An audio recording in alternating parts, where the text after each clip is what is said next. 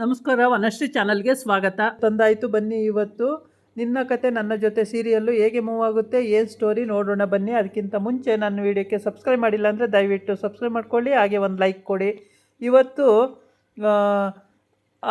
ಅಜ್ಜಿ ಎಲ್ಲರೂ ಕೂತ್ಕೊಂಡು ಲಿವಿಂಗ್ ಹಾಲಲ್ಲಿ ಡೈನಿಂಗ್ ಹಾಲಲ್ಲಿ ಊಟ ಮಾಡಿ ಬಂದು ಲಿವಿಂಗ್ ಹಾಲಲ್ಲಿ ಕೂತ್ಕೊಂಡು ಎಲ್ಲ ಮಾತುಕತೆ ಆಡ್ತಾ ಇರ್ತಾರೆ. ಆ ಮಾತುಕತೆ ಆಡೋ ಟೈಮಲ್ಲಿ ಸರಿತಾ ಕೇಳ್ತಾಳೆ, ಅಲ್ಲ ಭೂಮಿ ಅತ್ತೆ ಕೇಳ್ತಾಳೆ, ಅಲ್ಲ ನೀನು ಭೂಮಿ ಈಗ ಅಂದಲ್ಲ ಯಾಕೆ ಅಂತ ಹೇಳ್ಬಿಟ್ಟು. ಆಮೇಲೆ ಅಷ್ಟೊತ್ತಿಗೆ ಅಂಜು ಅಮ್ಮನೂ ಕೇಳ್ತಾಳೆ, ಅಲ್ಲ ಭೂಮಿ ನೀನು ನಮ್ಮಂತೆ ನಮ್ಮ ಥರ ಇರೋದು ಬೇಡ, ನಮ್ಮ ಥರ ಆಗೋದು ಬೇಡ, ನಮ್ಮ ಥರ ಆಗೋದು ಬೇಡ ಅಂದಲ್ಲ ಯಾಕೆ ಅಂತ ಕೇಳ್ತಾಳೆ. ಅದಕ್ಕೆ ಅಜಿತ್ ಹೇಳ್ತಾನೆ, ಅಲ್ಲ ನಮ್ಮ ಥರ ಆಗೋದು ಬೇಡ, ನಮಗಿಂತ ಬೆಟರ್ ಆಗಿರಲಿ, ನಮಗಿಂತ ಇನ್ನೂ ಚೆನ್ನಾಗಿರಲಿ ಅಂತೇಳಿ ನಮ್ಮ ಅನಿಸಿಕೆ. ನಮ್ಮದೇನು ಸ್ವಲ್ಪ ಅಲ್ಲ, ಅವ್ರದ್ದಿನ್ನ ತುಂಬ ಚೆನ್ನಾಗಿರಲಿ ಅನ್ನೋದು ನಮ್ಮ ಅನಿಸಿಕೆ ಅಂತ ಹೇಳ್ತಾಳೆ. ಅದಕ್ಕೆ ಭೂಮಿ ನೀನೇನಾದ್ರು ಹೇಳು, ಸುಮ್ಮನೆ ಇದೆಯಲ್ಲ ನೀನು ಹೇಳು ಭೂಮಿ ಅಂತಾನೆ. ಹೌದು ಹೌದು, ನಾನು ಅದನ್ನೇ ಅಂದ್ಕೊಂಡಿದ್ದು, ನಮ್ಮಂಗಾಗೋದು ಬೇಡ, ನಮಗಿಂತ ಇನ್ನೂ ಬೆಟರ್ ಇರಲಿ ಅಂತ ನಮ್ಮ ಮನಸ್ಸಲ್ಲಿರೋದನ್ನು ನಾವು ಹೇಳಿದ್ದು ಅಂತೇಳಿ. ಇದರಲ್ಲೂ ಸಿಕ್ಕಾಕೊಳ್ಳಿಲ್ವಲ್ಲ ಇವರು ಅಂತೇಳ್ಬಿಟ್ಟು, ಏನು ಇವಳು ದ್ವೇಷ ಇನ್ನೂ ಜಾಸ್ತಿ ಆಗುತ್ತೆ, ಸಿಟ್ಟು ದ್ವೇಷ ಎಲ್ಲ ಜಾಸ್ತಿ ಆಗುತ್ತೆ. ಆಮೇಲೆ ಇದರಲ್ಲಾದ್ರೂ ಸಿಕ್ಕಿಸಿ ಇವಳನ್ನ ಹೇಗಾದರೂ ಮಾಡಿ ಇದು ಮಾಡಬೇಕು ಅಂದ್ಕೊಂಡಿದ್ದು, ಅದರಲ್ಲೂ ಸಿಕ್ಕಿಸ್ಲಿಲ್ವಲ್ಲ ಇವಳು ಅಂತೇಳ್ಬಿಟ್ಟು ತುಂಬಾ ಕೋಪ ಪಡ್ಕೋತಾಳೆ. ಆಮೇಲೆ ಅವರವರು ಎಲ್ಲರೂ ಎದ್ಬಿಟ್ಟು ಅವ್ರವ್ರ ರೂಮಿಗೆ ಅವ್ರವ್ರು ಎದ್ದೆದ್ದು ಹೋಗ್ತಾರೆ. ಎದ್ದೆದ್ದು ಹೋದ್ಮೇಲೆ ಇವರು ಅಜಿತ್ ಅಪ್ಪ ಕೂಡ ನೋಡ್ತಾ ಇರ್ತಾರೆ, ಏನು ಈ ಥರ ಹೇಳ್ತಾವ್ರಲ್ಲ, ಏನು ಕತೆ ಅಂದರೆ ಇವರು ಗಂಡ ಹೆಂಡ್ತಿ ಚೆನ್ನಾಗಿಲ್ವಾ, ಯಾಕೆ ಹಿಂಗೆ ಹೇಳ್ತಾವ್ರೆ ಅನ್ನೋದು ಎಲ್ಲರಿಗೂ ಡೌಟ್ ಬರೋ ಹಾಗೆ ಭೂಮಿ ಮಾತಾಡಿರ್ತಾಳೆ. ಹಂಗಾಗ್ಬಿಟ್ಟು ಭೂಮಿ ಯಾಕೆ ಹಿಂಗೆ ಅಂದ್ಲು ಅನ್ನೋದೇ ಎಲ್ಲರಿಗೂ ಡೌಟ್ ಆಗಿರುತ್ತೆ. ನಮ್ಮ ಥರ ಆಗೋದು ಬೇಡ, ನಮ್ಮ ಥರ ಆಗೋದು ಬೇಡ ಅಂದರೆ ಇನ್ಯಾವ ಥರ ಆಗಬೇಕು ಅನ್ನೋದು ಅವರು ಡೌಟು. ಆ ಥರ ಡೌಟಲ್ಲಿ ಕೇಳ್ತಾರೆ. ಆಮೇಲೆ ಅಂಜುಗೆ ಇವಾಗ ಏನು ಪ್ರಪಂಚನೇ ಕಾಣಿಸ್ತಿಲ್ಲ, ಅವಳು ಮದುವೆ ಒಂದೇ, ಅವಳು ನಿಚ್ಚಿ ಜೊತೆ ಮದುವೆ ಆಗೋದು ಅದು ಒಂದೇ ಮುಖ್ಯ ಕಾರಣ ಆಗಿರುತ್ತೆ. ಹಂಗಾಗಿ ತುಂಬ ಅಲ್ಲೇ ಮುಳುಗೋಗಿರ್ತಾಳೆ ಹೊರತು ಅವಳು ಬೇರೆ ಏನೂ ಕಾಣಿಸ್ತಾನೆ ಇರಲ್ಲ. ಪೂರ ಅವನ ಜೊತೆಗೇ ಎಲ್ಲ ವಿಷಯದಲ್ಲೂ ಶೇರ್ ಮಾಡ್ಕೊಳ್ಳೋದು, ಮಾತಾಡೋದು, ಮದುವೆ ಹತ್ರ ಬರ್ತಾಯಿದೆ, ಎಲ್ಲದೂ ನಡೀತಾ ಇದೆ. ಆಮೇಲೆ ಈ ಶ್ರವಣ್ ಮತ್ತು ಶಾರದಾ ಅವರು ಕೂಡ ಮಾತಾಡ್ತಾನೆ ಇರ್ತಾರೆ.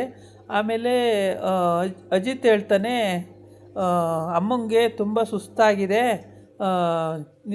ಕರ್ಕೊಂಡೋಗಿ ಮಲಗಿಸಿ ಕರ್ಕೊಂಡೋಗಿ ಅಮ್ಮನ ಅಂತ ಅಪ್ಪಂಗೆ ಹೇಳ್ತಾನೆ. ಅಪ್ಪ ಇಬ್ಬರು ಕರ್ಕೊಂಡು ಹೇಳ್ತಾರೆ, ಸರಿಯಪ್ಪ ಸುಸ್ತಾಗಿದೆ ಮಲ್ಕೊಬಿಡೋಣ ಅಂತೇಳ್ಬಿಟ್ಟು. ಆಮೇಲೆ ಈ ವಿಷಯ ನನಗೆ ಯಾಕೆ ಹೇಳಲೇ ಇಲ್ಲ, ಕೆಲವೊಂದು ವಿಷಯ ಎಲ್ಲ ಮುಚ್ಚಿಟ್ಟಿದ್ದೀರಲ್ಲ ಯಾಕೆ ಅಂತ ಕೇಳ್ತಾಳೆ.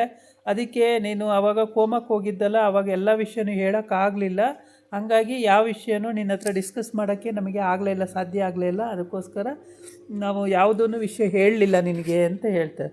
ಇಲ್ಲೂ ಏನೂ ಸಿಕ್ಕಾಕೊಳ್ಳಿಲ್ವಲ್ಲ ಅಂಥೇಳಿ ಇವಳಿಗೆ ಸಿಟ್ಟು ಭಾಳ ಸಿಟ್ಟು ಮಾಡ್ಕೋತಾ ಇರ್ತಾಳೆ. ಪ್ರತಿಯೊಂದು ವಿಷಯದಲ್ಲೂ ಕೋಪ ಸಿಟ್ಟು ಅಂದರೆ ಎಲ್ಲದೂ ನಿತ್ಯ ಇವಳೇ ಮಾಡಬೇಕು, ಅವ್ರನ್ನೆಲ್ಲ ಡಿಗ್ರೇಡ್ ಮಾಡಬೇಕು ಅನ್ನೋದು ಇವಳು ಮೆಂಟಾಲಿಟಿ ಆ ಥರ ಇರುತ್ತೆ. ಹಾಗಾಗ್ಬಿಟ್ಟು ಪ್ರತಿಯೊಂದು ವಿಷಯಕ್ಕೂ ಮೂಗು ತೂರಿಸ್ತಾಳೆ ಇವಳು. ಆಮೇಲೆ ಸತ್ಯನೂ ಕೂಡ ಅಲ್ಲೇ ಇರ್ತಾನೆ, ಶಾರದಾ ಅಲ್ಲೇ ಇರ್ತಾಳೆ, ಶ್ರವಣ ಎಲ್ಲರೂ ಅಲ್ಲೇ ಕೂತಿರ್ತಾರೆ, ಅಜ್ಜಿ ಕೂಡ ಕೂತಿರುತ್ತೆ. ಎಲ್ಲರೂ ಮಾತುಕತೆ ಮುಗಿದ ಮೇಲೆ ಅಜಿತ್ ಅದೇ ಹೇಳ್ದಂಗೆ ಕರ್ಕೊಂಡೋಗು ಅಪ್ಪ ಅಮ್ಮನ ರೂಮಿಗೆ, ಸುಸ್ತಾಗಿದೆ, ಅವ್ರು ಸ್ವಲ್ಪ ರೆಸ್ಟ್ ಮಾಡಲಿ ಅಂತಾನೆ. ಆಗ ಅಜಿತ್ ಕೂಡ ಎದ್ದು ಅವ್ರ ಜೊತೆ ಹೊರಟೋಗ್ತಾನೆ. ಆಗ ಇವಳು ಎಲ್ಲರೂ ಅವ್ರವ್ರ ಜೊತೆ ಹೋಗ್ತಾರೆ. ಇವಳು ತಲೆ ಕೆಡಿಸ್ಕೊಂಡು ಏನು ವಿಷಯ ಗೊತ್ತಾಗಲೇ ಇಲ್ವಲ್ಲ, ಏನಾದ್ರು ಗೊತ್ತಾಗುತ್ತೆ ಅಂದ್ಕೊಂಡಿದ್ದೆ, ಏನು ಗೊತ್ತಾಗಲಿಲ್ವಲ್ಲ ಅಂತೇಳ್ಬಿಟ್ಟು ಅಲ್ಲಲ್ಲಿ ಕಡಿತಾಳೆ ಅಂತ ಹೇಳ್ಬಿಟ್ಟು. ಆಮೇಲೆ ಇವರು ಬೇಕು ಅಂತಲೇ ಆ ಥರ ನಾಟಕ ಆಡ್ತಾರೆ ಇಬ್ಬರೂ. ಇವ್ರದ್ದು ಏನು ಕಂಡುಹಿಡಿಯೋಕೆ ಆಯ್ತಾಯಿಲ್ಲ ನನಗೆ ಅಂತ ಹೇಳ್ಬಿಟ್ಟು ತುಂಬ ಬೇಜಾರು ಮಾಡ್ಕೋತಾಳೆ. ಬೇಜಾರು ಮಾಡಿಕೊಂಡು ಆಮೇಲೆ ಅಲ್ಲಿಗೆ ಅಂಜು ಬರ್ತಾಳೆ. ಅಂಜು ಬಂದು, ಅಲ್ಲಮ್ಮ ಏನಕ್ಕೆ ನೀನು ಯಾವಾಗಲೂ ಬೇಜಾರಾಗಿರ್ತೀಯ, ನನ್ನ ಮದುವೆ ಹತ್ರ ಬರ್ತಾಯಿದೆ, ಇನ್ನೂ ಬೇಜಾರದಲ್ಲೇ ಇರ್ತೀಯಲ್ಲಮ್ಮ ನೀನು ಅಂತ ಕೇಳ್ತಾಳೆ. ಅದಕ್ಕೆ ನಿಂಗೆ ಗೊತ್ತಾಗಲ್ಲ ಅಂಜು, ಸುಮ್ಮನೆ ಇರು, ನಿನಗೆ ನಿನಗೇನು ತಿಳಿಯೋದು ಇಲ್ಲ, ಗೊತ್ತಾಗೋದು ಇಲ್ಲ, ನಿನ್ನ ಪಾಡಿ ನೀನು ಸುಮ್ಮನೆ ಇದ್ಬಿಡು ನಿಶ್ಚಿತ ಜೊತೆ, ಇದಕ್ಕೆಲ್ಲ ಇಂಟರ್ಫಿಯರ್ ಆಗಬೇಡ ನೀನು ಅಂತ ಹೇಳ್ತಾಳೆ. ಸರಿ ಅಮ್ಮ ಅಂತ ಅವಳ ಪಾಡಿಗೆ ಅವಳು ಇರ್ತಾಳೆ. ಅವಳೇನು ತಲೆನೇ ಕೆಡ್ಸ್ಕೊಳ್ಳಲ್ಲ, ಅವಳ ಪಾಡಿಗೆ ಅವಳು ಸುಮ್ಮನೆ ಇದ್ದುಬಿಡ್ತಾಳೆ. ಆಗ ರೂಮಲ್ಲಿ ಇವಳು ಎದ್ದೋಗ್ತಾಳೆ ರೂಮಿಗೆ ಎದ್ದೋದಾಗ ಇವಳಿಗೆ ಚಿಂತೆ, ಯಾವುದ್ರಲ್ಲಾರ ಸಿಕ್ಕಿಸಿ ಭೂಮಿನ ಓಡಿಸ್ಬೇಕು ಅಂತ ಹೇಳ್ಬಿಟ್ಟು ಇನ್ನೊಂದು ಏನಾರ ಕ್ರಿಮಿನಲ್ ಐಡಿಯಾ ಮಾಡ್ತಾಳೆ. ಅಷ್ಟೊತ್ತಿಗೆ ಇವಳು ಬರೀ ಯಾವಾಗಲೂ ಖತರ್ನಾಕ್ ಐಡಿಯಾಗಳನ್ನೇ ತಲೆಯಲ್ಲಿ ಇದು ಮಾಡ್ತಿರ್ತಾಳೆ ಯಾವಾಗಲೂ. ಈಗ ಇನ್ನೇನು ಮಾಡ್ಬೋದು, ಈಗ ಹೇಗೆ ಇವ್ರನ್ನ ಸಿಕ್ಸ್ಬೋದು, ಈ ಥರ ಎಲ್ಲ ಥಿಂಕಿಂಗು ಯಾವಾಗಲೂ 24 ಗಂಟೆ ಅದೇ ಥಿಂಕಿಂಗಲ್ಲಿ ಇರ್ತಾಳೆ. ಹಂಗಾಗಿ ಇವಳಿಗೆ ಬೇರೆ ಯಾವುದು ವಿಷಯಗಳು ಇವಳು ಕಿವಿಗೆ ಹೋಗೋಕ್ಕಿಂತ ಮುಂಚೆನೇ ಇವಳದು ಬರೀ ಖತರ್ನಾಕ್ ಬುದ್ಧಿನೇ. ಇನ್ನೇನಾದರೂ ಹಾಳು ಮಾಡ್ಬೋದು, ಇನ್ನೆಂಗಾದರೂ ಸಿಕ್ಸ್ಬೋದು. ಆದರೆ ಭೂಮಿನ ಪರ್ಮನೆಂಟಾಗಿ ಇಲ್ಲಿಂದ ಕ್ಲೋಸ್ ಮಾಡಬೇಕು ಅನ್ನೋದು ಅವ್ರದ್ದು ಮೆಂಟಾಲಿಟಿ ಆಗಿರುತ್ತೆ. ಭೂಮಿಗೆ ಏನಾದರೂ ಸ್ಲೋ ಪಾಯ್ಸನ್ ಕೊಟ್ಟು ಅವಳು ಅಂದರೆ ಸುಸ್ತಾಗೋ ರೀತಿ ಮಾಡಿ ಹಾಸ್ಪಿಟ್ಲು ಸೇರಿಸ್ಬೇಕು, ಈ ಥರ ಎಲ್ಲ ಯೋಚನೆ ಮಾಡ್ತಿರ್ತಾಳೆ. ಆಮೇಲೆ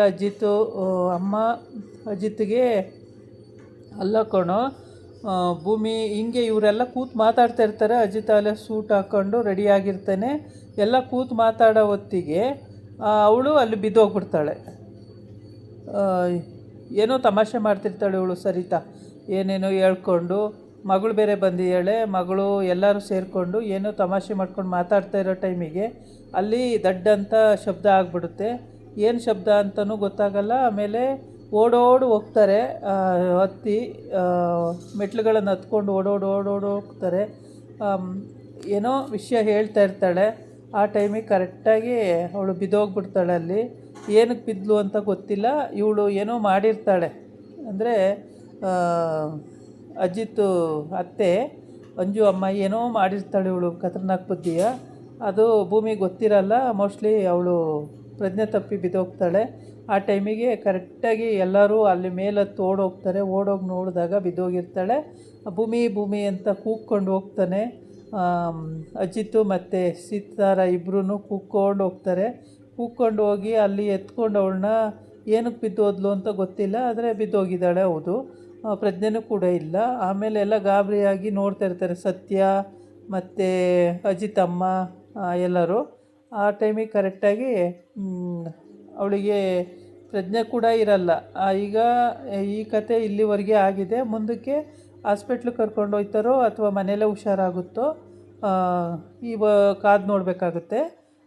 ಈ ಕತೆ ಅಂತೂ ತುಂಬ ಇಂಟ್ರೆಸ್ಟಿಂಗ್ ಆಗಿದೆ. ಈ ಕತೆನ ಫುಲ್ ನೋಡಿ, ಎಲ್ಲೂ ಸ್ಕಿಪ್ ಮಾಡಬೇಡಿ. ಇದಾಗಿತ್ತು ಇವತ್ತಿನ ವಿಡಿಯೋ. ನಾಳೆ ಇನ್ನೊಂದು ವಿಡಿಯೋ ಜೊತೆ ಬರ್ತೀನಿ. ನಮಸ್ಕಾರ.